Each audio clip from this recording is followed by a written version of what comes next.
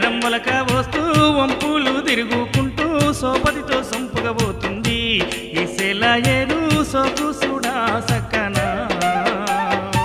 శివుని శిరసున ఉన్న గంగమ్మే దిగి వచ్చి గంతులాడినట్టుంది ఈ పానాధార పరమశివుని పన్నీరు కొండల సందుల్లో నుండి కొబ్బరి నీళ్ళ వోలే వడివడిగా వర